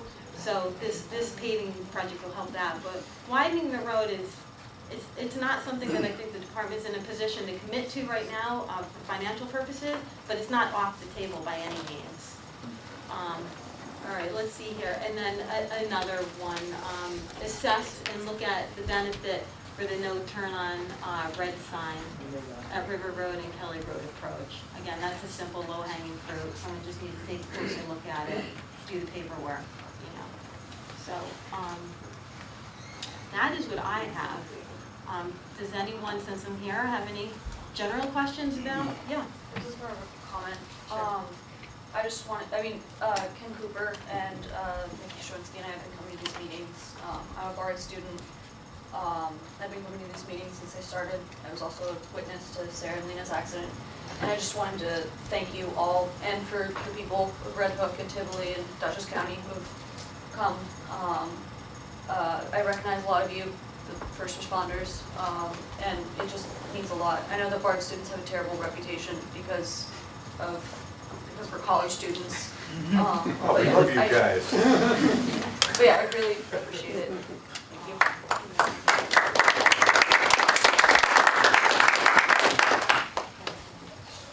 Okay, anything else for you, Dave? Oh, yeah. Yeah, I'd like to add on to the issue of the southern part of River Road that ends in 199. So that culminates at the traffic light, which if you're driving, say, driving southbound on River Road and you want to cross over 199 to continue, they're one lane on River Road.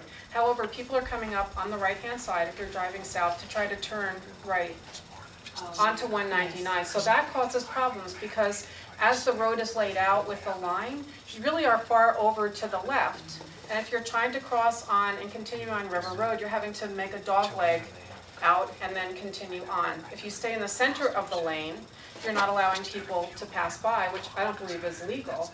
I had somebody pass me today and give me the finger because I didn't move over. And then we've got people driving south trying to continue on River Road that are cutting in front of traffic illegally instead of obeying the directional, the green arrow. They're going ahead and they're going ahead and cutting in front of you to make a left-hand turn to go to Kingston, for example. So that whole area is a big problem. I would suggest, it sounds like the county is hearing you folks, and I think they're trying to think about the, mini safety assessments they can do that I'm sure Bob will speak to, but that should be part of that. Right, and I believe that is because of the increase in traffic. It used to be a simple little country road, and now, like you say, everybody's using this as a shortcut, they're using it to get to Bard. It can't handle that amount of traffic safely. Yeah. And I hear the truck issue too. 10 years ago or more, I worked on a study on Route 9B in Phillipstown, and they did not like the trucks. But I will tell you that trucks are very hard to prohibit from a public road, and on a state highway next to impossible. And what you also need to remember is everyone loves to order stuff online and on the internet, and the delivery, the size of the trucks that they're using for delivery. I'm sorry. That's not the traffic, that's not the truck traffic we're getting. I have a record of every company that's brought a truck along River Road in the last couple of Right, days. they're using it as cut through. They're using it to deliver supplies to Bard College. Oh, Bard so then has what I think might be events. correct. They could go up to 9G, which would take an extra 40 seconds maybe, and do 9G. Now, But I'm just these thinking, are I'm speaking security on the state services, they're system. porta potty deliveries, they're parking service deliveries, they're ice Speak up. So I guess what I'm just trying to say to you all is that on the state system, prohibiting trucks is a very difficult thing to do, if not impossible, because I went through a lengthy exercise with another community. With regards to your local roads, that's a whole nother story. Yeah, so maybe you can make some sort of leeway with that, but I'm just letting you know on the state highway, moving commerce and business is their number one. Is signage along 9G the purview of your agency? Yes. Okay. Yep. And again, we're not going anywhere. We're a state agency, and whether you contact me or you go through Mark, I know a lot of people recently have been getting to me through Mark with questions about paving on 9G. So, yeah. All right, good. Oh, question. Yes, I live on Gusky. I would like to see the speed limit on Bud's Corners Road from 9G, when you turn off 9G and go to Bud's Corners, is 55 miles an hour there. In the morning when I am leaving at 7 o'clock in the morning to go babysit my grandchildren, cars are coming down Bud Corners Road, 55 miles an hour. If you don't stop, well, you do stop, if you don't see them right away, they are zooming by. That is a county road. I have spoke to the police in town. They said they can't do anything about it because it's a county road.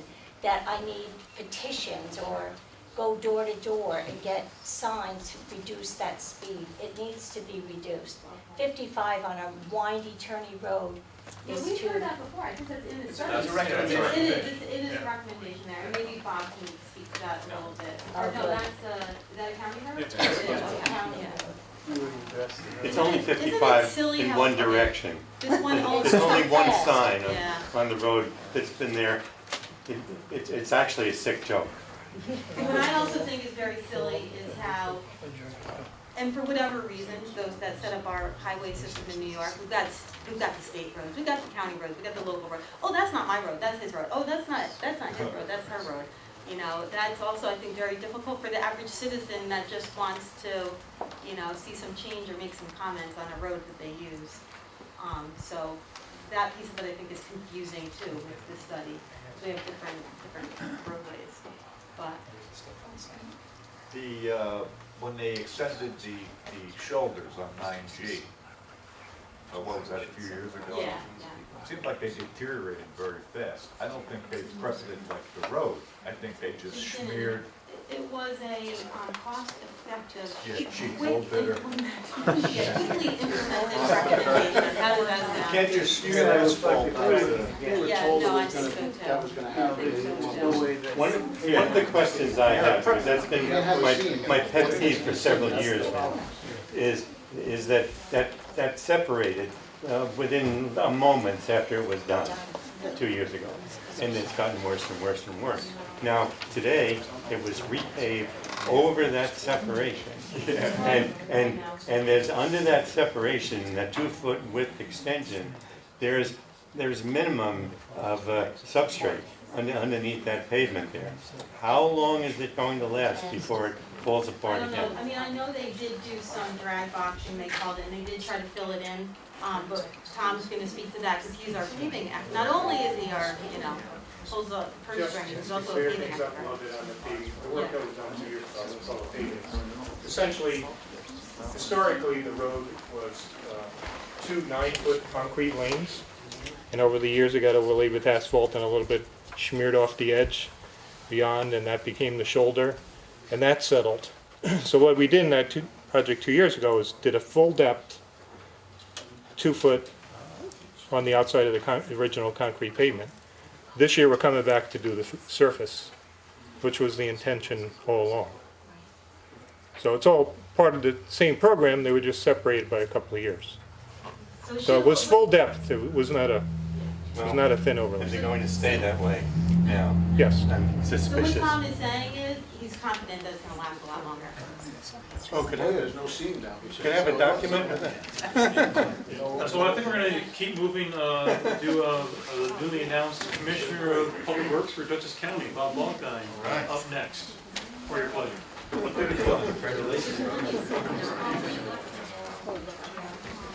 Good evening. My name is Bob Balkine. I'm currently the Deputy Commissioner at Dutchess County Public Works. I know I've worked and spoke with a lot of you folks individually and through the town and through the village. So a couple of things in the recommendation plan that Dutchess County is working on or has recently done or will be doing.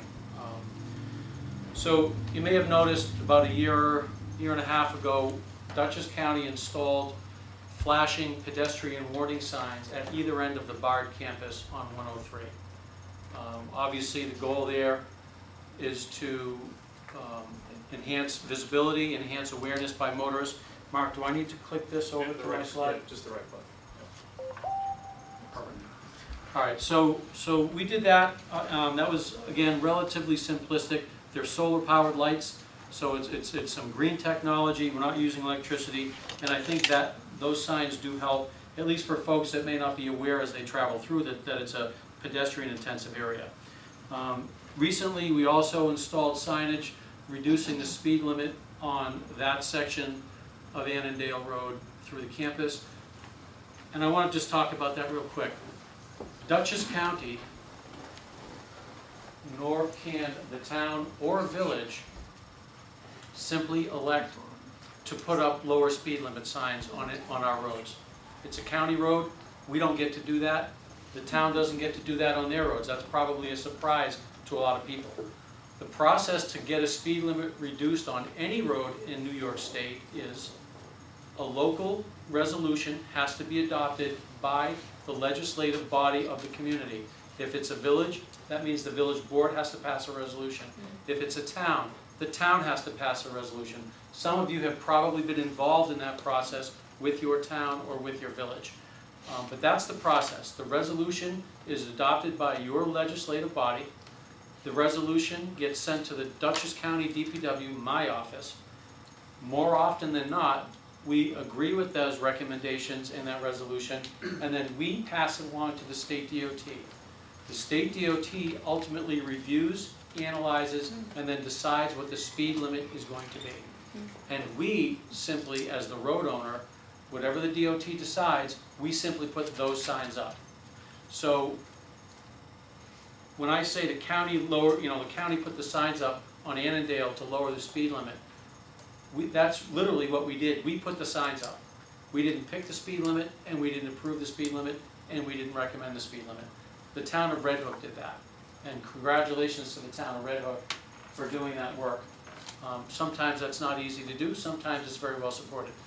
So if there are other segments of state, county, town, or village roads that you would like to see the speed limit reduced, the process is get to your legislative body, village board, town board, get that resolution adopted, get the resolution to my office, and we'll forward it to the state. If it makes sense, we're going to send it in with a positive recommendation, and nothing I've heard here tonight would be other than that. We would positively recommend it to the state, and then the state would hopefully decide in everyone's favor.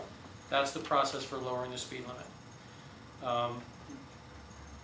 We've done some shoulder maintenance on Bud's Corners Road near 9G.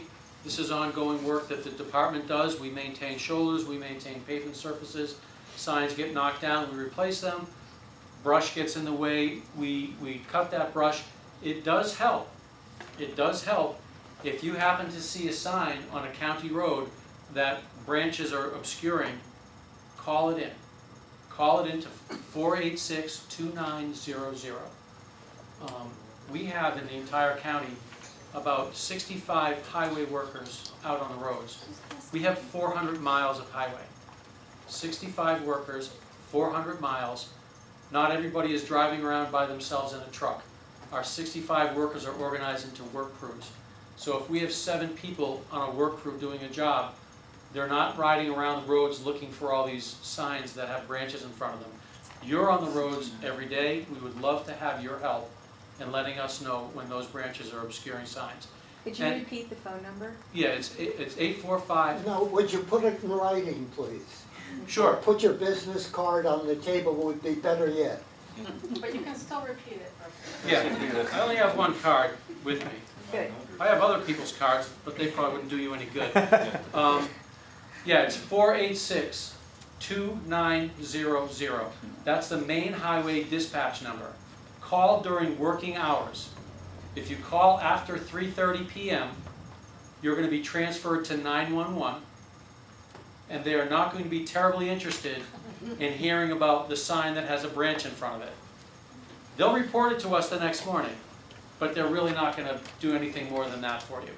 Call during working hours, 7 a.m. to 3:30 p.m. It'll get on our list, and we respond fairly quickly to those calls. So that's ongoing. We do that all the time.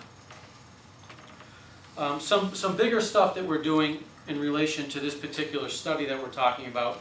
The county is in the process of finishing a design to lower the hill on the east side of the intersection at 9G and West Curly Corners Road. So when you come heading westbound on West Curly Corners and you're approaching 9G, currently you go down a left-hand turn, you go down into a dip, you come back up, and you go around another little bend, and then there's the intersection. We're lowering that last hill just before 9G. We're lowering it in the order of 3 to 4 feet. It's a significant lowering. It's going to affect property. We're going to be purchasing property from neighbors. We hope we get cooperation. Ultimately, we will wind up purchasing the property. Cooperation makes the process faster. But that's our project. We're going to be building that project in the spring. The property acquisition process is starting now. Does anybody live in the first 3 or 4 properties off of 9G?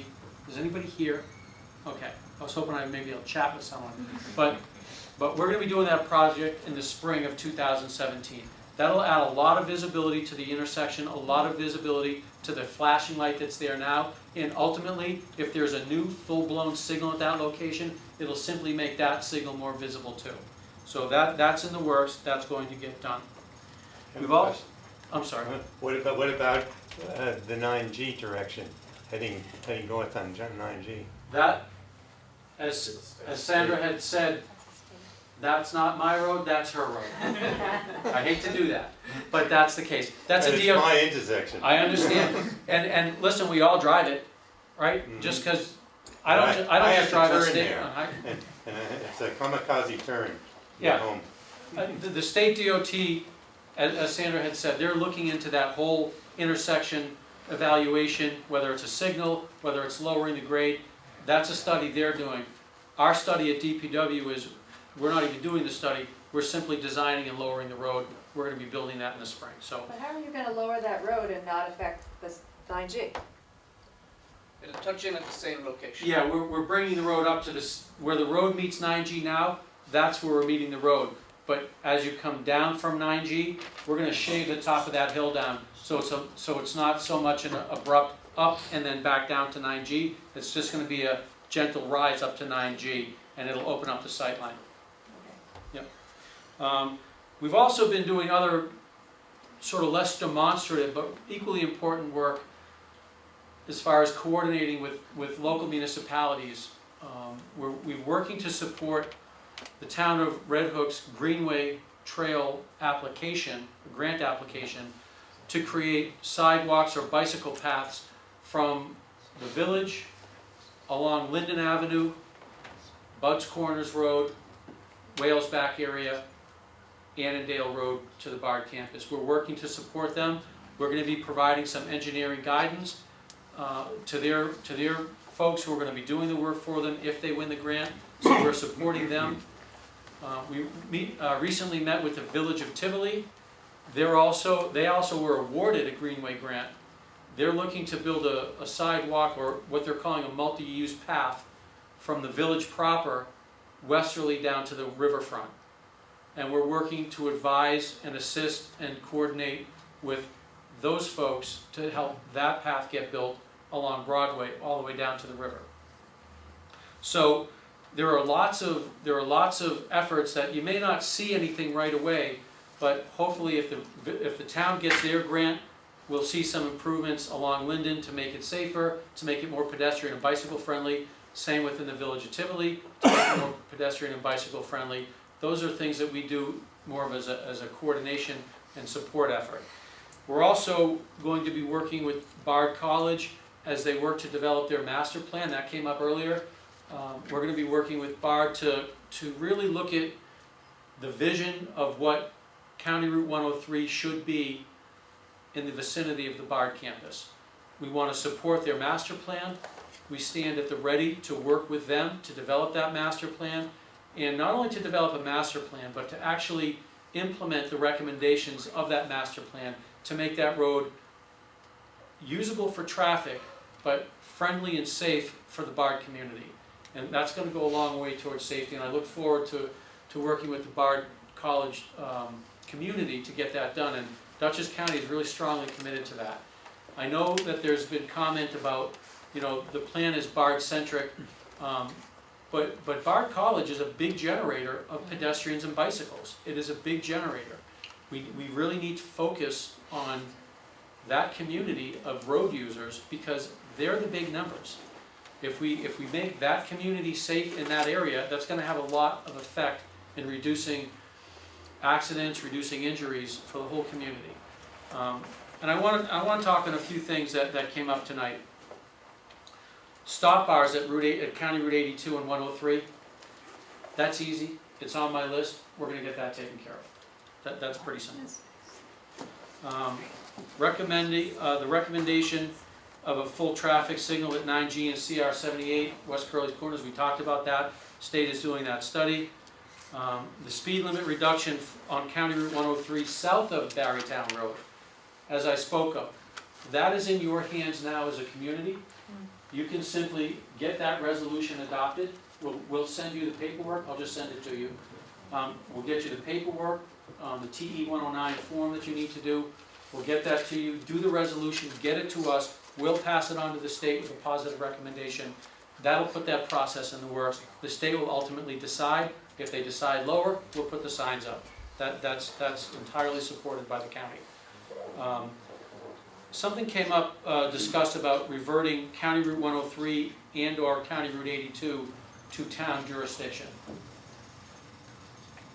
Where's the paperwork? I'll sign it. I think our town budget's big enough. Yeah, the bottom line is we would have no objection to transferring jurisdiction or ownership of those roads to the town. It's obviously a budgetary issue. Maintaining roads costs money. Adding mileage to a town's inventory adds budget costs to them. There's obviously a reluctance to incur those costs on behalf of the town, behalf of the taxpayers. What I can tell you is we are certainly willing, as we discussed with CR 103 through the BARD campus, we're willing to work with BARD to create the road that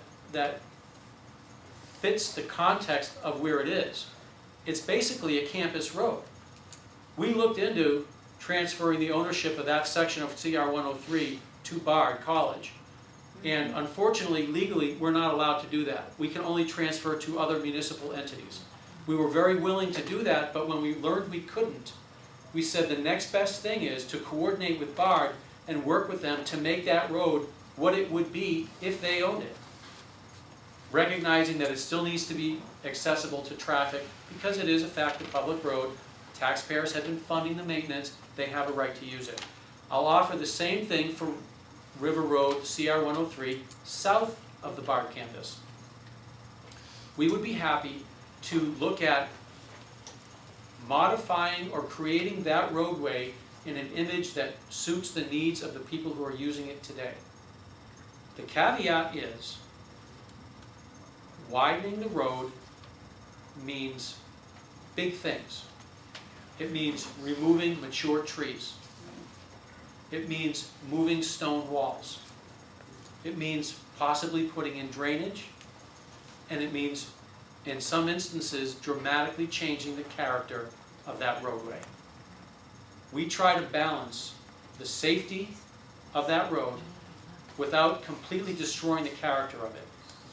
And whenever we, as a county agency, DPW, and I've been involved in this personally in Northern Dutchess, when we try to do things like take trees down because that's kind of close to the road and somebody could hit it, we get a lot of resistance. And I'm not saying it's unjustified. Listen, if it was my neighborhood, I'd probably push back too. But just understand, doing those improvements on a county road isn't simply a matter of the county deciding to do it. There are a lot of stakeholders, and there's a lot of interest in what we do. Are there things we can do to nip and tuck? Perhaps, and we're going to look at that. But wholesale widening and making it really like a blown out county highway is probably not the right answer for County Route 103 between 199 and the BARD campus. But there are things we can do. There are things we can look at. We can improve signage. We've recently, in the last 4 years, maintained the pavement surface, I believe from Barrytown south all the way to 199. It took about a 3 to 4 year process. We did it in pieces because that's what our budget would allow. But I think everybody should agree that's a pretty nice surfaced road now. Yep. South of that. That's a very nicely surfaced road. So we're not ignoring County Route 103. We put a lot of money into it over the last 4 years. But we do try to balance the changes that we'd like to make for safety versus keeping the character of the road for the people who live on it and the people who use it.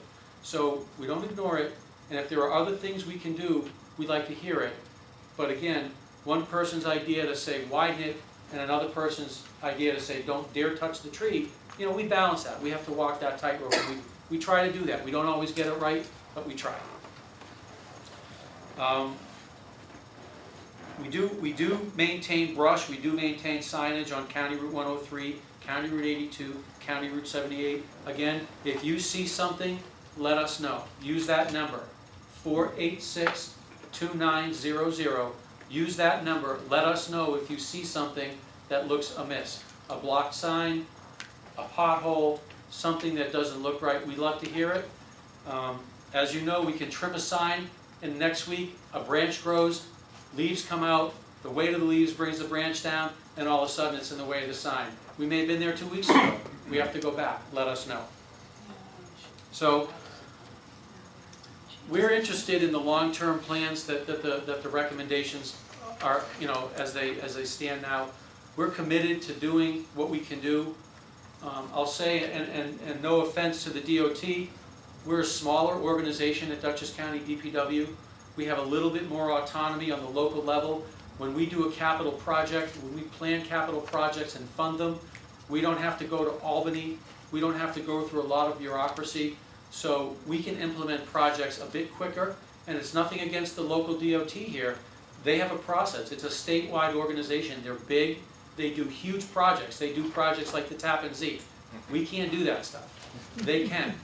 But an agency that can do that big of work, it's hard for them to fund and implement and plan projects quickly because they have a very, very different mechanism that they use to do their planning. So I'll take some questions.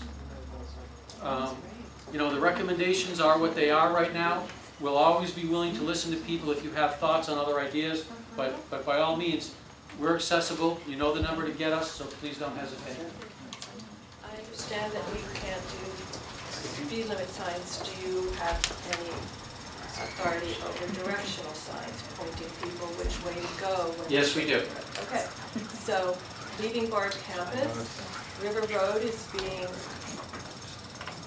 everyone leaving Bard campus is being told to use River Road to get to the Kingston Bridge instead of being routed to 9G. There are arrows that point to they could point to 9G, Yeah. remove one bolt, tip them the other way, 9G. But instead, they're taking everyone leaving Bard campus on River Road. He's got one. He left it on the table for it. Yes, I know. I don't mean to contradict you, but I do want to point out that it is a policy of Bard College that they ban all all Bard College vehicles from using River Road, they're for insurance reasons. I understand that that's what they told you, but when I call Bard, they told me absolutely the opposite. We do. Absolutely We'll look at opposite. it. All right, before we get into discussions with each other, I'll say this. We'll look at it. We'll speak to the Bard campus folks. We want to make sure that we don't. It's not a Bard sign, it's a No, county sign. understand, but we want to be good neighbors. We want to make sure that what we do is the right thing, not a knee-jerk reaction. We want to understand the rationale for why that sign is, and if there's a better way, then we'll explore that. So we'll look at that. In the realm of good neighbors, Yep. I've asked Bard very civilly Yeah. if they could ask the people that deliver to them in big trucks to kindly use 9G, and I was told that they couldn't ask their food services people, they couldn't ask their employees, they couldn't, but that we should call the state troopers and report it. Yeah. I don't think it's really the right way to be community-oriented or use our police services. Yeah, and we at the county really can't get in between those levels of conversations, but I can tell you, we do That section doesn't exist. allow and encourage trucks to use county highways Just saying. as a general rule, because we don't want trucks using town and village roads if they don't have to. If we, now this is a unique area where we have a county road and a state highway paralleling each other, basically going to the exact same spot at the top and at the bottom. That's kind of a unique situation. So there may be opportunities to encourage trucks to use other ways. In most instances, people say to us, you know, we don't want trucks on the county highway, and we say, well, it's either the county highway or they're gonna use local streets that aren't built for it. So we generally say, we're okay with using them for using county highways. Our roads are built to that level of thickness and strength. But certainly, we can talk to the bar community, we can talk to the state DOT, just like they can't really prohibit trucks from using state highways, we can't prohibit trucks from using county highways either. But we can work to try to encourage through traffic to use another route. Now, people may say there was the gentleman, the social scientist, very articulate, and I thank you for that. It was very informative. As you've noted, there are a lot of trucks on 9G, and that makes it uncomfortable for bicyclists. Pushing trucks off of County Route 103 onto 9G doesn't necessarily help that situation. Pushing the trucks off of Route 9G onto River Road doesn't help that either. We're going to have to find balance, and sometimes balance means you get a not so great solution in both spots. And that's sometimes what the balance is. We do have someone from Bard College here, we actually have them. We do. Yes, and, so. Any other questions specific to the county highway I just system? want to clarify, because I used the word Bard-centric, and you mentioned it, so I just want to clarify my comment that in Barrytown, we really appreciate Bard, and I so it was just, the comment was that in this study, that Barrytown wasn't as considered as it could have been, and it's obvious from certain things, and that, it makes sense, I understand why, but that's all we're asking, is that Barrytown is so connected to this, as everyone else from Barrytown It said. absolutely is. It that we absolutely should is. be considered, Yeah.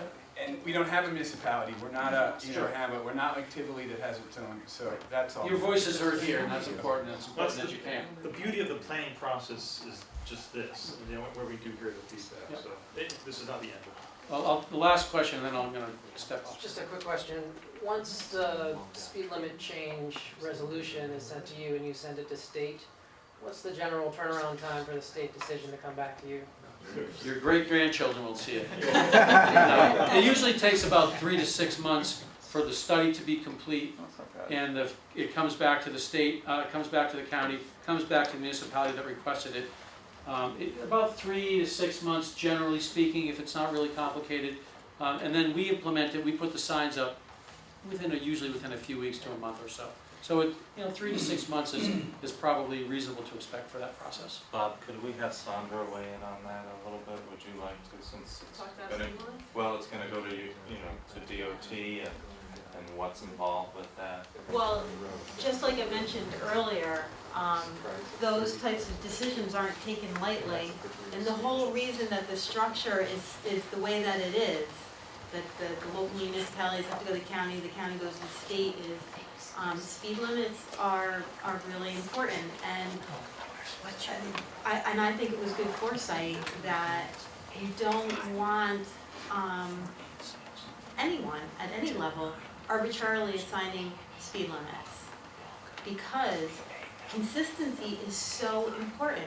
When I drive the local roads in Dutchess County, I should be reacting similar if I was in Buffalo, okay, or if I was in Syracuse. The context of the road, the context of the development adjacent to the road, all of that has an effect on how fast you should be driving or not driving. When you start enforcing artificial speed limits, so if you're comfortable driving 45, there's not a lot of driveways, not a lot of traffic, and then you want to say drive 25, that creates all other problems. People passing one another, getting frustrated, if it's not enforced. So it was all about consistency. That's why the system is, whether you agree with it or not. I think that was the intent of those that put that system in place. I know that was supposed to be the last question, so bear with me. I'm picking up on your consistency. Does that mean that there's no need for a resolution to lower the speed limit from 55, 45, 55, 45, 55, 45 along the stretch from 199 to Tivoli to 78? You mean Because- 9G? Are we talking 9G now? Because there are or 8 103? different signals between less than 4 miles, 199 to 78. There's a traffic light, there's a 55 for 0.7 miles, there's a 45 for 0.2 miles, there's another traffic light, there's 45 for 0.9 miles, there's 55 for 1.9 miles, then there's 45 for 0.2 miles all be and factored another in. traffic All light. I wanted So to I do- love the idea of consistency. Can the state make that decision or do we have to go through a resolution? I Another social can add science. something to that, It's a Sam. process, there's a process, I'm not recommending that something should or should not change. I'm just explaining the rationale behind this convoluted process. I'm You should on know the that. town board, and about 5 years ago, we passed a resolution that we sent to the state DOT, and the resolution asked that that speed limit be consistent of 45 miles an hour from Market Street to the county line. We got an affirmative response. And then when the signs went up, it was, what? The signs didn't match what happened at all. I'm sure I can go in our records and find that resolution and see what the response was and pass it on to you. It was a few years ago. It was somewhere between 3 and 5 years ago. But, go through the process and make, things change over time, little things get changed here and there, and there's always the opportunity, you should look at things with fresh eyes, so. Yeah, just a couple of years ago, you should know that the town passed a resolution to reduce speed limits on several roads. I think it was about 5 or 6 roads, all at once. And it was sent up to DOT, and it was sort of unilaterally rejected. And I think we took a, perhaps at the time, an inappropriate approach.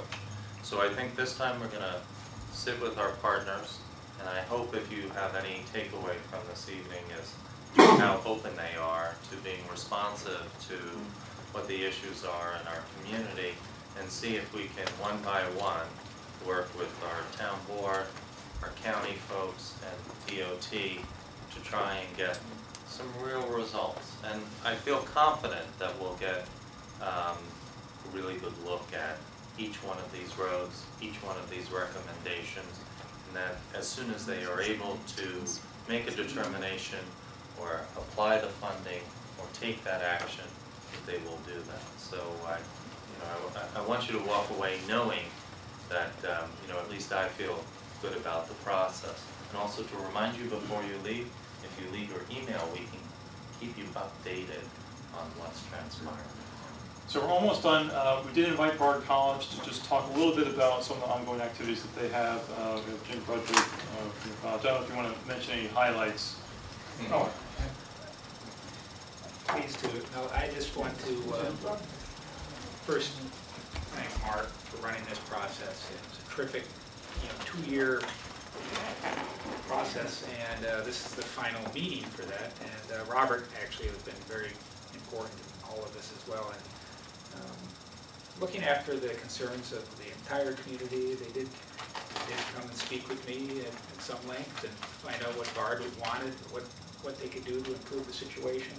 A lot of this got started when we had 2 students killed in the former activity. And that really got everybody's interest and got the motivation for this plan. And so I like what they're doing very much. There's a long way to go, and some of these recommendations will probably not make it to the final say, but I think most of them will. And BARD is going to do its best to do its part. I mean, not rely on, all the outside funding. We need to provide money for pathways and so on and so forth. Just to say a little bit more about that, I know Robert has been very generous about trying to help us improve things at the college. And so what the county can do and what you can do is to work on that roadway. And then what happens alongside it is up to BARD, the pathways, the lighting, making it more pedestrian-like, but also making it accessible to the community. So we welcome everybody in there. I want our students to feel comfortable in crossing the road and be safe. I'm very encouraged about, the connections between Tivoli and BARD to the Tivoli Bay. I think that's a great idea. There's a road that goes right through. It's good, and they've been working on it. The state has done a great job with that road now, so it's bikeable at this point. Some of the other improvements are yet to come. The last thing I would mention is that we added Montgomery Place, to BARD College, 9 months ago now, and I have Amy here. She's the director of the site. So if you have other questions about what's going on there, you can surely, you know, Be nice if call we her. could get the Mooney's property. Got some money? What we have going on there is a slow process. We're developing a plan there. Give us time. Right now, we're trying to understand what we bought. There's a big collection of items in there. There's documents that Amy's trying to get her head around. Our faculty are working with those documents right now. We're trying to make it a teaching place. And then when we get funds, we will begin the restoration of the house and some of the other properties up there. It's open to the public. Nothing has changed there. So please go and visit, and take tours, and enjoy it. The plan will be to try to then integrate it with the rest of the campus, with pathways. You know, some of the things that Mark showed already, might be an internal connection as well. Anyway, I don't want to gas on, it's late, but again, thank you for everything you've done, and it's a great plan. And so I'll just add, again, this presentation is on our website. The final plan documents are also on our website as PDFs. What's the website? It's, actually.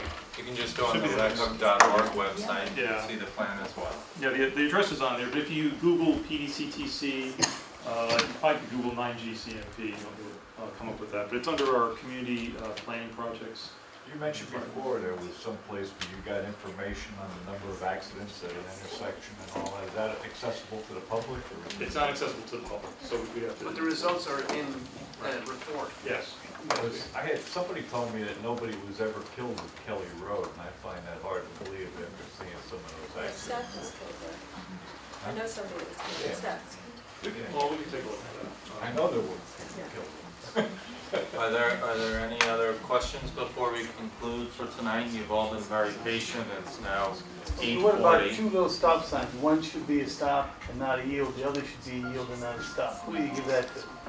Well, I think you should send it to all of us. Yeah, so we'll be available for questions, of course, after we adjourn. And again, the formal planning process, in a sense, is done with this plan.